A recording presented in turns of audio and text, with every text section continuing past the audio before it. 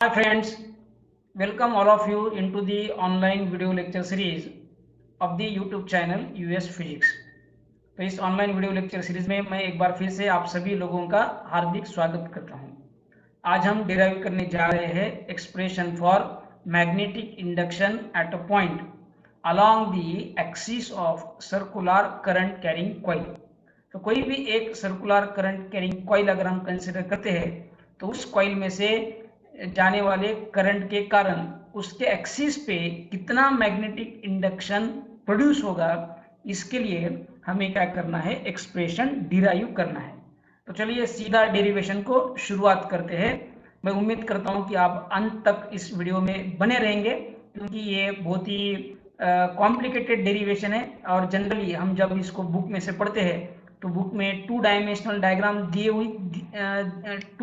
Diagram use करके इसको explain किया हुआ होता है, तो थोड़ा समझने में दिक्कत होती है। तो आज हम कोशिश करेंगे कि थ्री डायमेंशनल प्रेजेंटेशन के माध्यम से हम इस डेरिवेशन को एकदम आसानी से और डिटेल में समझ सके। तो चलो शुरुआत करते हैं। तो इसके लिए हम कंसिडर करेंगे एक हॉरिजॉन्टल प्लेन। तो चलो मैं यहाँ पे एक हॉरिजॉन्टल प्लेन आप लोगों को दिखा देता हूँ जिसमें मैंने क्या की है, एक circular current carrying coil consider की है। So the circular current carrying coil considered is kept into horizontal plane. तो अभी इस कॉइल के कोई भी दो डायमीटर कंसिडर कर लीजिए। तो ये डायमीटर का जो पॉइंट ऑफ इंटरसेक्शन होगा वो इस सर्कुलर कॉइल के सेंटर को रिप्रेजेंट करेगा। चलो इसको हम नाम दे देते हैं ओ। So let O be the center of this circular current carrying coil। तो अब इस पॉइंट O में से एक हम लाइन निकालेंगे जो इस कॉइल के प्लेन को परपेंडिकुलर होगी और सेंटर में से थ्रू आउट जाएगी।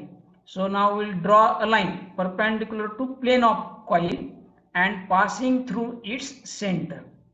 तो ये जो लाइन है ये लाइन रिप्रेजेंट करेगी इस सर्कुलर कॉइल के एक्सिस को।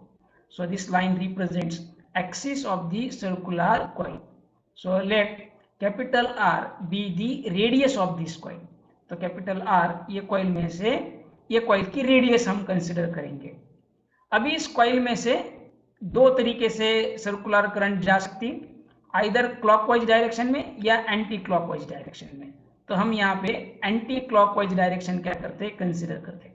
तो आप देख सकते हैं डायग्राम में कि इस कॉइल में से किस तरीके से एंटी क्लॉकवाइज डायरेक्शन में करंट जा रही है। So what is the magnitude of this current. So let capital I be the magnitude of the current passing through this circular coil। Now this circular coil can be supposed to be made up of many infinitesimal elements of length। देखिए एक बार फिर से coil की तरफ देखिए, ये coil एक किसी कंटिन्यूअस वायर से बनी है। तो ये कॉइल की जो पूरी लेंथ है इसको हम ऐसा मान सकते हैं कि ये बहुत सारे छोटे छोटे यानी इनफाइनाइटेसिमल लेंथ के एलिमेंट्स को जोड़कर बनी है। So we can consider that the entire length of this circular coil is made up of infinitesimal elements of length। और ये जो जितने भी एलिमेंट्स, जितने भी टुकड़े हमने यहाँ पे कंसिडर किए हैं वो सभी इक्वल लेंथ के हैं और उनकी लेंथ कितनी है, dl। जैसे मानो कोई यहाँ पे कंटिन्यूअस करंट कैरिंग वायर की लेंथ है और समझो ये लेंथ है 1 मीटर यानी 100 सेंटीमीटर। तो ये जो पूरी 1 मीटर लेंथ है इसको हम कंसिडर कर सकते हैं कि ये लेंथ बनी हुई है छोटे छोटे एक एक सेंटीमीटर के 100 एलिमेंट्स को जोड़ के। तो इस केस में ये एलिमेंट्स क्या हो गए, ये हो गए infinitesimal elements of length, infinitesimal elements of length.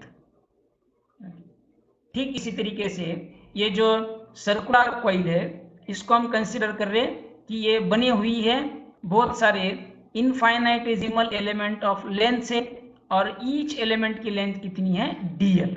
So dl is now we are considering this coil to be made up of many infinitesimal elements each of length dl। अभी इस dl को अगर हम वेक्टर में represent करना चाहें तो हमें वेक्टर क्या मिलेगा, हमको वेक्टर मिलेगा dl बार। क्यों वेक्टर में रिप्रेजेंट करेंगे, थोड़ा आगे जाके इसको डिस्कस करेंगे।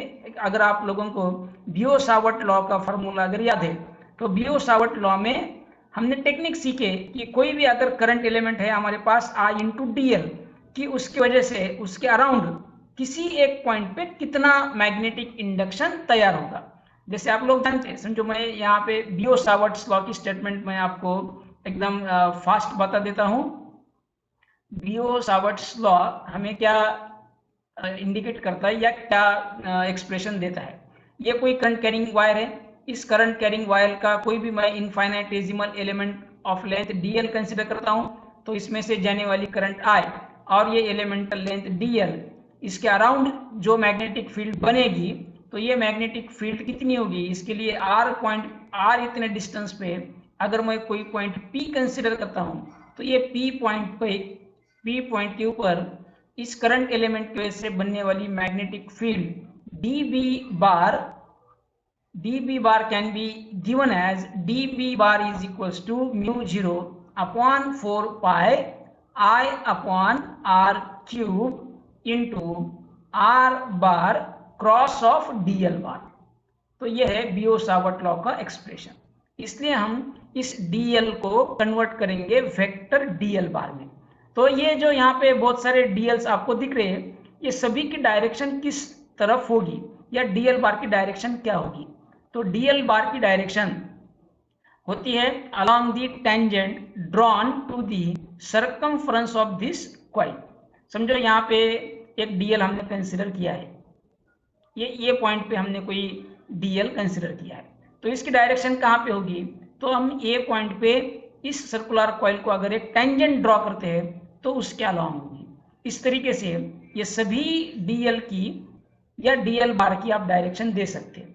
ये सभी dl बार की डायरेक्शन कहाँ पे होगी, it will be along respective tangents drawn to the circular coil as shown in figure. तो ये सभी टेंजेंट वेक्टर्स क्या रिप्रेजेंट कर रहे हैं, dl बार को रिप्रेजेंट कर रहे हैं। So all these are representing dl bar. दूसरा एक बात आप यहाँ पे नोट कर लीजिए, कॉइल में से करंट कितनी जा रही थी, I, मतलब यही करंट I सभी dl से जा रही है, तो all dl are carrying same current I। तो कोई भी अगर आप यहाँ पे एक करंट एलिमेंट, एक लेंथ का एलिमेंट dl कंसिडर करते हैं और उसमें से जाने वाला करंट I कंसिडर करते हैं, तो ये दोनों के प्रोडक्ट को I × dl बार को हम कहते हैं current element, we call it to be current element. तो हम सबसे पहले कोई भी एक करंट एलिमेंट की वजह से, कोई भी एक करंट एलिमेंट के कारण इस एक्सिस पे कितना मैग्नेटिक इंडक्शन तैयार होगा उसका एक्सप्रेशन पहले फाइंड करेंगे। फिर सभी dl, सभी करंट एलिमेंट की वजह से जो मैग्नेटिक इंडक्शन यहाँ पे तैयार होगा वो हमको मिल जाएगा, और सबकी समेशन करके resultant magnetic induction on the axis हमको क्या हो जाएगा, मिल जाएगा। ठीक है, ये हमारा प्रोसीजर रहेगी या टेक्निक रहेगी। तो चलो आगे बढ़ते हैं। तो आगे बढ़ने से लिए हम यहाँ पे इस एक्सिस पे एक पॉइंट कंसिडर करते हैं P, जहाँ पे हमको क्या करना है, मैग्नेटिक इंडक्शन फाइंड करना है। तो ये P पॉइंट का इस सेंटर ऑफ कॉइल O से डिस्टेंस कंसिडर करते हैं कैपिटल Z। तो अभी ये P पॉइंट पे मानो ये जो dl हमने कंसिडर की है ये पॉइंट पे, इसकी वजह से कितना मैग्नेटिक इंडक्शन बन रहा है। तो let us consider that this is equals to dB bar. तो dB बार का एक्सप्रेशन क्या होगा, तो dB बार का एक्सप्रेशन जैसे हमने ऑलरेडी डिस्कस किया by Biot Savart's law, this will be μ0 upon 4 pi I upon r cube into r bar cross of dl bar, r bar cross of dl बार। तो ये जो dB बार है इसको मैग्नीट्यूड भी होगा और डायरेक्शन भी होगी। तो हम सबसे पहले इसका मैग्नीट्यूड कंसिडर करेंगे और उसके बाद में इसकी डायरेक्शन को कंसिडर करेंगे। So let us find out what will be magnitude of the magnetic induction at point P due to the infinitesimal current element I × dl bar. I × dl bar की वजह से कितना मैग्नेटिक इंडक्शन P पॉइंट पे तैयार होगा। तो इसके लिए सबसे पहले हम क्या करते हैं, ये आईडीएल को पी पॉइंट से कनेक्ट करते हैं। तो आईडीएल पे हमने एक पॉइंट कंसिडर किया था ए, तो एपी ये लेंथ है, एपी लेंथ ये पी पॉइंट को आईडीएल के साथ कनेक्ट कर रही है।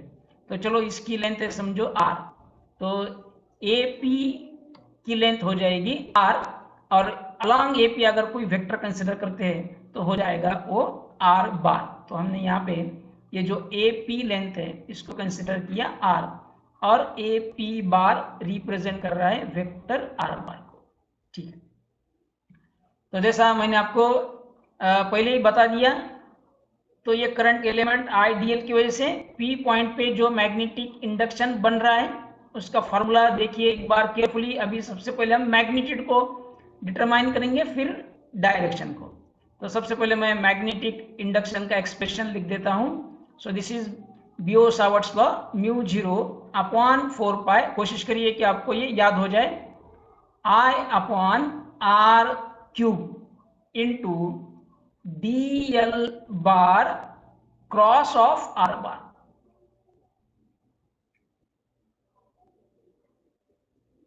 DL bar cross of R बार।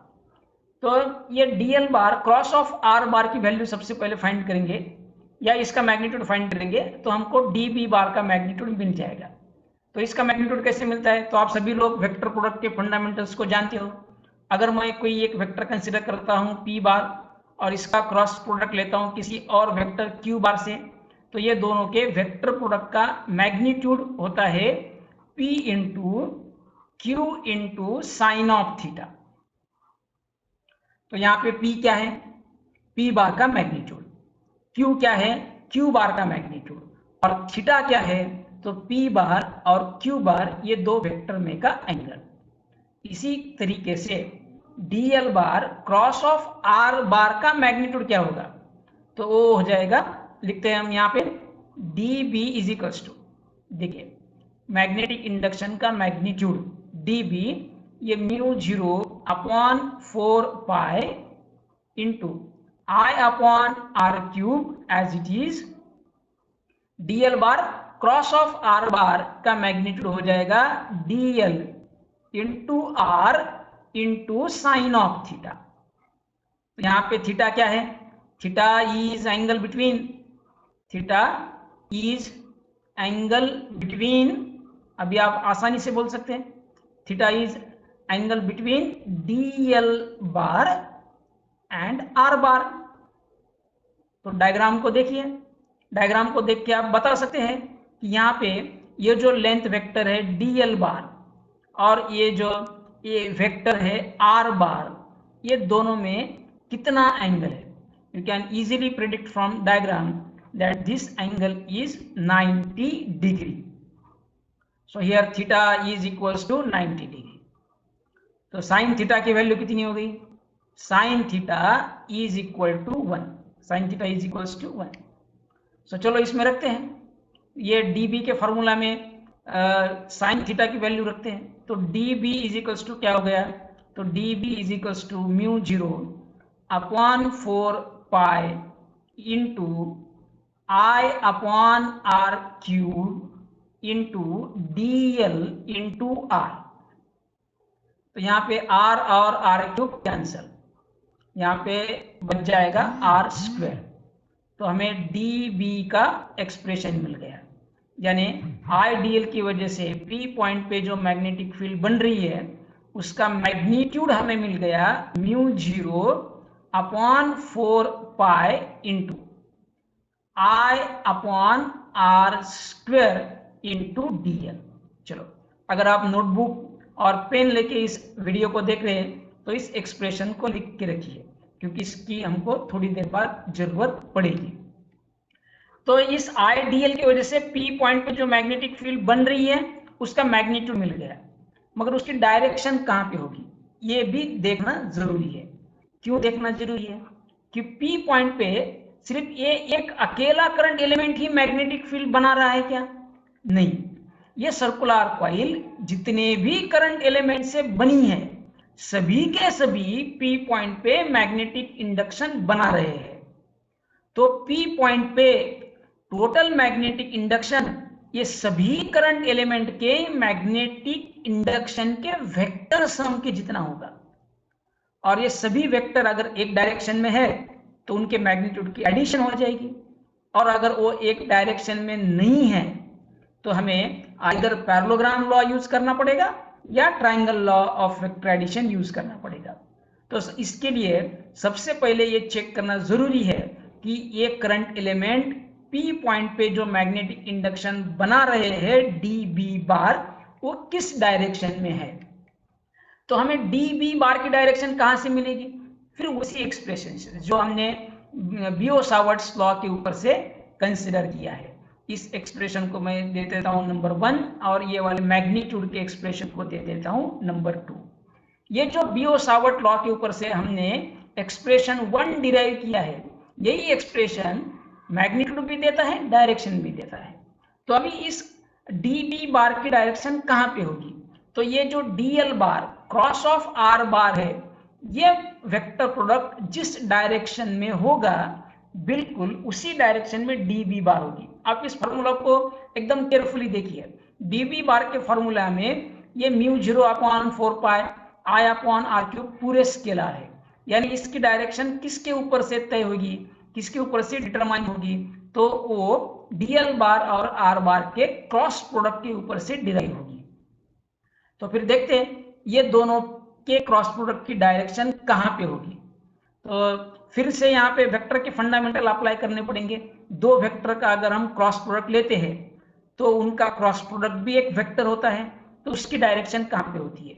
चलो इसको एक बार फिर से रिकॉल करेंगे। समझो, मानो मैं यहाँ पे एक वेक्टर कंसिडर कर लेता हूँ P बार, और इसका क्रॉस प्रोडक्ट लेंगे हम किसी दूसरे वेक्टर Q बार से। अब ये दोनों का क्रॉस प्रोडक्ट भी एक वेक्टर होगा, मानो वो वेक्टर है R बार, तो ये R bar equal to P bar cross of Q bar कौन से डायरेक्शन में होगा, तो ये R बार होता है P बार और Q बार, इनको मिला के जो प्लेन बनती है उस प्लेन को परपेंडिकुलर। तो देखिए यहाँ पे ये P बार और Q बार को मिला के बना हुआ प्लेन है, तो ये जो वेक्टर है R बार, वो वेक्टर इस प्लेन को है perpendicular. So this vector is perpendicular to this plane, so this is perpendicular to Q bar as well as this is perpendicular to P bar। ये दोनों वेक्टर को या उनके प्लेन को कैसा है, परपेंडिकुलर है। ओके, तो इसी तरीके से यहाँ पे ये P पॉइंट पे ये जो मैग्नेटिक फील्ड बन रही है dB बार, उसकी डायरेक्शन कैसे होगी, तो dl बार और r बार ये दोनों वेक्टर को मिला के जो प्लेन बनेगा उस प्लेन को परपेंडिकुलर होगी। तो चलो पहले प्लेन बनाते हैं, dl बार और r बार को मिला के एक प्लेन बनाते हैं यहाँ पे। चलो ये हमको प्लेन मिल गया। अब इनका जो क्रॉस प्रोडक्ट है उसकी डायरेक्शन इस प्लेन को परपेंडिकुलर होगी, तो वो परपेंडिकुलर यहाँ पे डिनोट करने के लिए ये जो कॉइल है, इस कॉइल को हम थोड़ा सा इस डायरेक्शन में रोटेट करेंगे। चलो मैंने रोटेट कर दिया है ना। तो आप देख सकते हैं ये जो प्लेन है, ये प्लेन dl बार और ये वाला वेक्टर था r बार, ये दोनों के प्लेन को ये रिप्रेजेंट कर रहा है। तो अब ये प्लेन को परपेंडिकुलर अगर हम निकालते हैं तो कौन से डायरेक्शन में होगी, देखिए ये डायग्राम में ये वेक्टर dl बार और r बार के प्लेन को परपेंडिकुलर है, सो दिस इज परपेंडिकुलर। तो ये P पॉइंट पे जो मैग्नेटिक फील्ड बन रही है dB बार, उसकी डायरेक्शन भी ठीक इसी तरीके से इस प्लेन को हम परपेंडिकुलर निकालते हैं। तो ये हमको मिल गया वेक्टर dB बार। चलो हमें इस IDL, ये जो हमने करंट एलिमेंट यहाँ पे कंसिडर किया है पॉइंट A पे, उसकी वजह से P पॉइंट पे जो मैग्नेटिक फील्ड बनेगी उसका वेक्टर dB बार मिल गया, उसका मैग्नीट्यूड भी उसकी डायरेक्शन भी। अभी आप डायरेक्शन के ऊपर कॉन्सेंट्रेट करिए। डायरेक्शन के ऊपर से आपको ये एकदम सिंपली समझ में आ जाएगा कि ये dB बार ना तो P पॉइंट पे हॉरिजॉन्टल है और ना ही P पॉइंट पे वर्टिकल है। तो dB बार कैसे है, इंक्लाइन है। ये P पॉइंट पे ये सभी करंट एलिमेंट मैग्नेटिक इंडक्शन बनाएंगे, सभी की लेंथ इक्वल है, सभी में से करंट भी इक्वल जा रहा है और सभी करंट एलिमेंट ये P पॉइंट से इक्वल दूरी पे है, जैसे हमने शुरू में देखा था। और ये सभी करंट एलिमेंट की ये P पॉइंट से दूरी कितनी है, R। तो सभी के सभी P पॉइंट पे जो मैग्नेटिक इंडक्शन बनाएंगे उसका मैग्नीट्यूड सेम होगा, but direction will not be same, क्योंकि हर जगह पे dl बार की डायरेक्शन कैसे हो रही है, चेंज हो रही है। तो dl बार यहाँ का इधर जा रहा है, यहाँ का dl बार इधर जा रहा है, isn't it? That's why हमें इन सभी IDL की वजह से जो जो मैग्नेटिक फील्ड वेक्टर dB बार P पॉइंट पे बनेगा, सभी हॉरिजॉन्टल होते थे या सभी वर्टिकल होते थे तो हम डायरेक्ट एडिशन ले सकते थे, मगर ये इंक्लाइन बनेंगे, जैसे कि इस IDL की वजह से इंक्लाइन बना है। तो इन सभी का मैग्नीट्यूड, इन सभी का एडिशन या रिजल्टेंट फाइंड करने के लिए हमारे पास एक ही अभी सॉल्यूशन है, और वो है कि हम इस dB बार को रिजॉल्व करें, यानी इसका एक कंपोनेंट फाइंड करें अलोंग हॉरिजॉन्टल और इसका एक कंपोनेंट फाइंड करें अलोंग वर्टिकल। तो ये रिजोल्यूशन की टेक्निक आप लोगों को पहले से पता है। तो चलो मैं P पॉइंट पे एक हॉरिजॉन्टल लाइन ड्रॉ करता हूं और एक वर्टिकल लाइन ड्रॉ करता हूं। तो ये dB बार के दो कंपोनेंट फाइंड करने के लिए ये जो dB बार का हेड पॉइंट है वहां से एक परपेंडिकुलर ये वाले हॉरिजॉन्टल लाइन पे डालेंगे और एक परपेंडिकुलर ये वाले वर्टिकल लाइन पे डालेंगे। तो ये परपेंडिकुलर्स जहां तक कट करेंगे, जहां पे इंटरसेक्ट करेंगे वहां तक ये कंपोनेंट हो जाएंगे।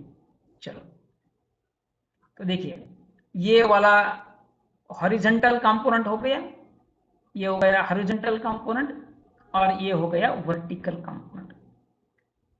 अभी इनकी वैल्यू निकालेंगे, what will B horizontal component and what will B vertical component. Resolution तो हमने डायग्रामेटिकली कर दिया है ना।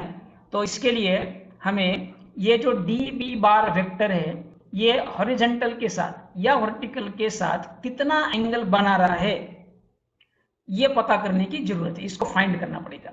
या तो आप ये वाला एंगल फाइंड करिए या ये वाला एंगल फाइंड करिए। तो चलो डायग्राम की तरफ देखते हैं।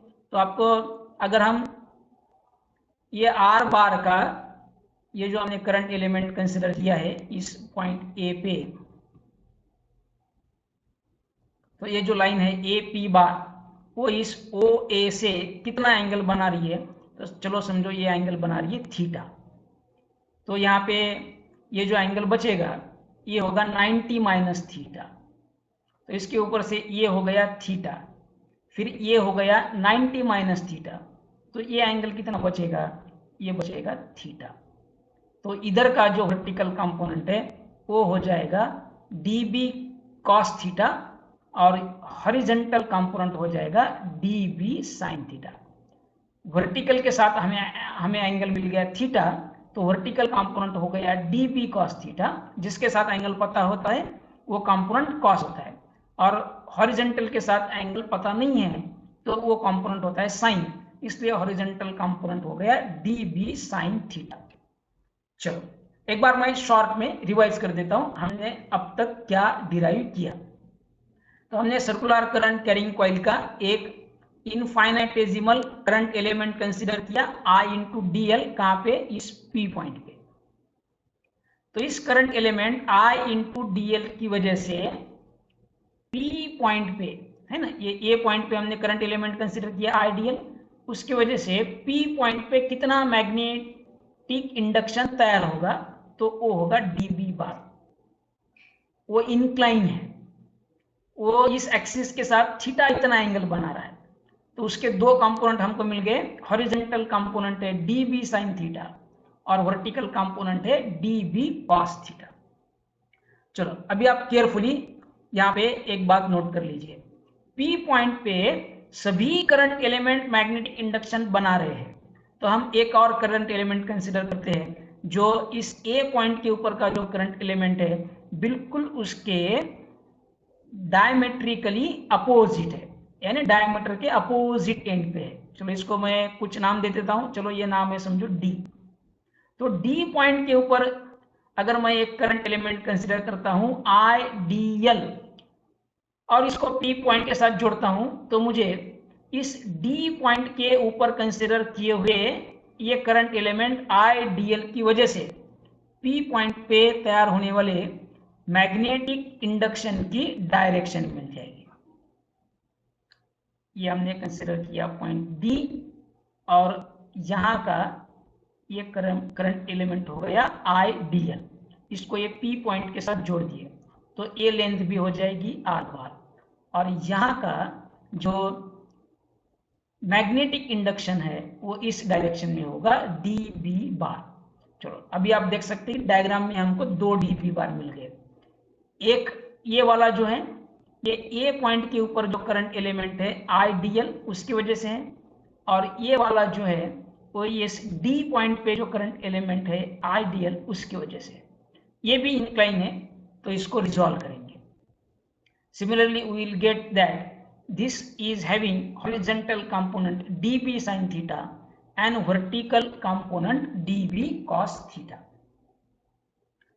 तो आप डायग्राम को केयरफुली देख के ये बोल सकते हैं कि ये जो डायमेट्रिकली अपोजिट एंड पे करंट एलिमेंट्स है उनकी वजह से जो मैग्नेटिक इंडक्शन बन रहा है, इस मैग्नेटिक इंडक्शन के ये जो हॉरिजॉन्टल कंपोनेंट है ये मैग्नीट्यूड में सेम है, dB sin थीटा है, मगर डायरेक्शन में अपोजिट है। तो ये वाला dB sin थीटा कैंसिल करेगा ये वाले dB sin थीटा को।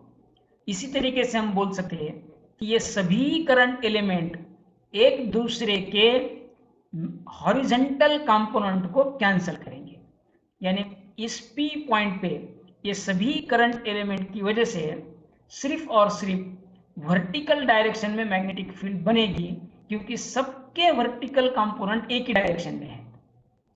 हॉरिजॉन्टल कंपोनेंट अपोजिट डायरेक्शन में है और मैग्नीट्यूड में इक्वल है तो एक दूसरे को कैंसिल कर रहे।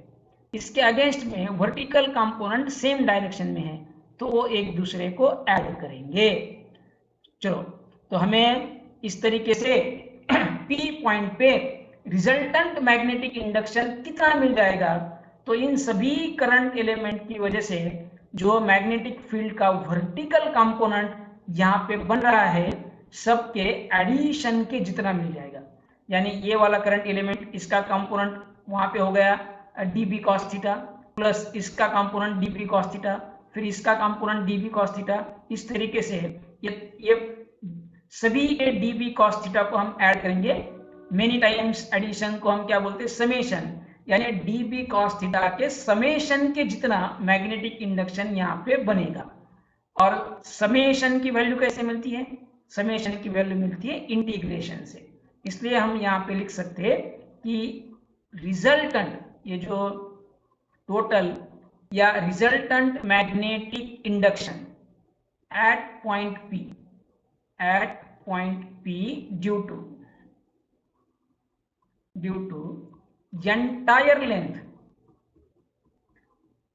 entire length of circular coil is given as B is equals to integration of dB cos of theta। Her current element यहाँ पे dB cos थीटा इतना मैग्नीट्यूड मैग्नेटिक फील्ड का प्रोड्यूस कर रहा है, और सभी के सभी dB cos theta vertically upward direction में है। तो सबकी एडिशन होगी, सबकी एडिशन यानी समेशन, और समेशन की वैल्यू मिलती है इंटीग्रेशन से। तो चलो इस एक्सप्रेशन में dB की वैल्यू रखते हैं जो हमने इक्वेशन 2 में कंसीडर किया या कैलकुलेट किए। तो आप सभी लोगों ने मैं उम्मीद करता हूँ इक्वेशन 2 लिख के रखी है या आपको याद भी हो गई होगी।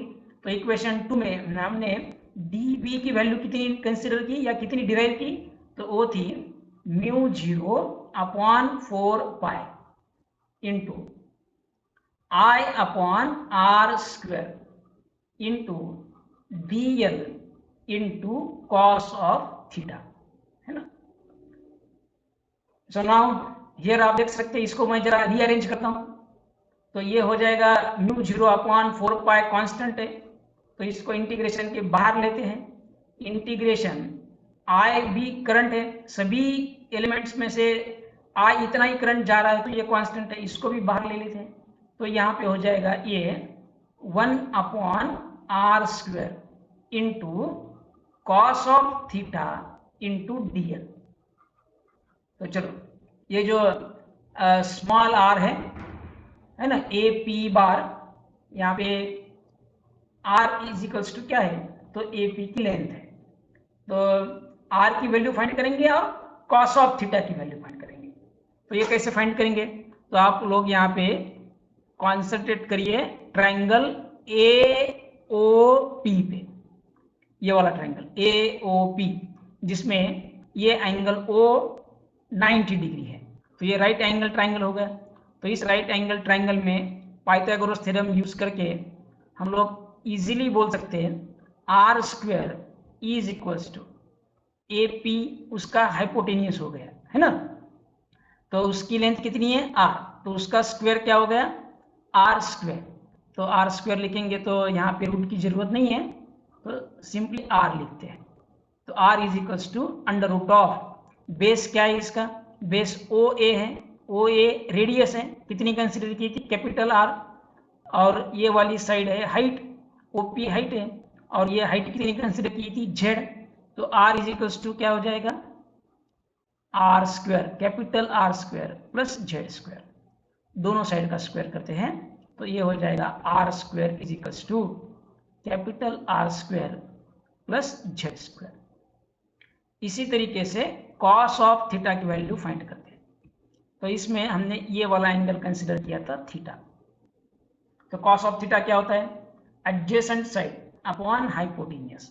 एडजेसेंट साइड कितनी है कैपिटल R, और हाइपोटेनियस कितना है स्मॉल r। तो चलो इसी में स्मॉल r की वैल्यू रख देते हैं। स्मॉल r की वैल्यू है under root of r² plus Z²। तो चलो ये जो एक्सप्रेशन हमने लिखे थे इसको हम दे देते हैं इक्वेशन 3। तो अब इक्वेशन 3 में इन सभी की वैल्यूज को रखेंगे। तो ये हो जाएगा b is equal to, final expression के हम एकदम नजदीक पहुंच गए हैं। b is equal to μ0I upon 4 pi into integration of 1 upon, चलो मैं r² की वैल्यू रखता हूं, और r² की वैल्यू कितनी है यहाँ पे है capital R² plus Z² into cos of theta की वैल्यू रखेंगे। कॉस ऑफ थीटा की वैल्यू क्या है capital R upon under root of R² plus Z² into ये dl एज इट इज। तो इस इंटीग्रेशन के ऊपर कॉन्सेंट्रेट करिए। सभी करंट एलिमेंट के लिए रेडियस कांस्टेंट है, और ये P पॉइंट का O पॉइंट से जो डिस्टेंस है Z, वो भी कांस्टेंट है।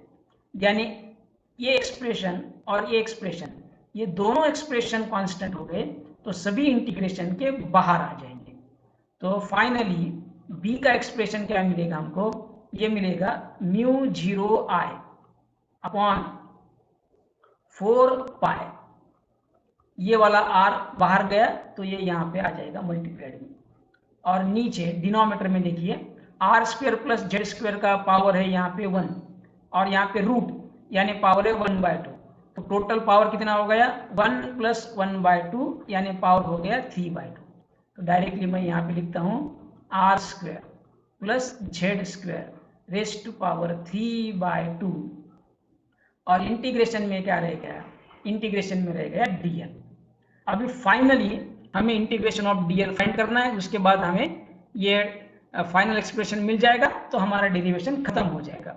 अभी इंटीग्रेशन ऑफ dl कितना आएगा, तो dl का इंटीग्रेशन करना यानी क्या करना है, ये सभी dl की एडिशन करनी है। जैसे मैंने आपको पहले ही बोला इंटीग्रेशन क्या देता है हमको, तो हमको समेशन की वैल्यू देता है। समेशन यानी मेनी टाइम्स एडिशन। तो ये सभी dl को एक दूसरे के साथ ऐड करेंगे, dl plus dl plus dl, तो ये क्या हो जाएगी dl की समेशन हो जाएगी। तो ये सभी dl को ऐड करेंगे तो हमको क्या मिल जाएगी, इस सर्कुलर कॉइल की सरकमफरेंस। तो यहाँ पे इंटीग्रेशन ऑफ dl यानी सभी dl को मिला के कितनी लेंथ बनेगी, तो वो बनेगी circumference of this coil which is equals to 2πr। तो B इज इक्वल्स टू, चलो last but one step, μ0 into I into R upon 4π in bracket R square plus Z square raise to power 3/2 into integration of DL क्या आ गया, ये आ गया 2πr। तो यहाँ पे 2π और 4π कैंसिल, रिमेनिंग इज 2, और ये R और R मिला के हो जाएगा R स्क्वायर। तो देखिए फाइनल एक्सप्रेशन हमें मिलता है B के लिए, B is equals to μ0 into I into R square divided by ये 2 in a bracket R square plus Z square raised to power 3/2. So this is the expression for magnetic induction at a point along the axis of circular current carrying coil. I hope ये derivation आप लोगों को एकदम ठीक तरीके से समझ में आया होगा। तो ये आपको वीडियो कैसा लगा ये कमेंट बॉक्स में लिखिए, और अगर आपको ये वीडियो पसंद आती है, ये डेरिवेशन आपको इजी लगता है, तो इसको लाइक और शेयर ज़रूर कीजिए, और जो बेल आइकॉन है उसको भी आप लोग थोड़ा जरा क्लिक करिए, ताकि ऐसे नए नए वीडियो जब इस चैनल पे अपलोड हो जाएंगे तो आपको तुरंत उसका नोटिफिकेशन अलग से मिल जाएगा। और अगर आप कुछ इम्प्रूवमेंट चाहते हैं और आपके कुछ डाउट है तो भी आप कमेंट सेक्शन में पूछ सकते हैं, या पर्सनल व्हाट्सएप नंबर पे भी उसको रेज कर सकते हैं। Okay, so up to next lecture, thank you and good bye.